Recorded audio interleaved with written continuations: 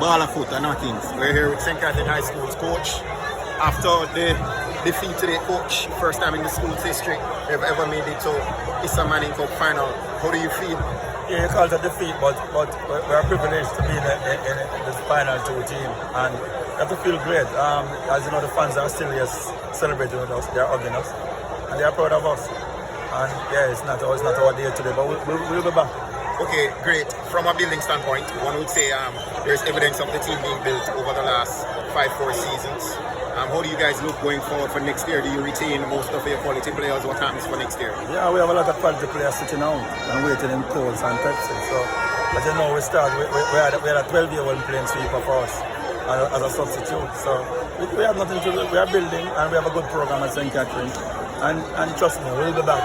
We'll be back. It's our first time today, but it's not going to be our last. All right, definitely we do expect great things from St. Catherine in the future. What do you have to say about the game?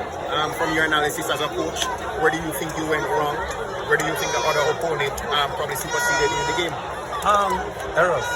There was some simple mistake. Not making the right decisions. Before we conceded the first goal, we had the ball. We had most of the ball. And went down there and we started dribbling in our own box. And we conceded a corner. We know that they are juniors and corners because we are a short team.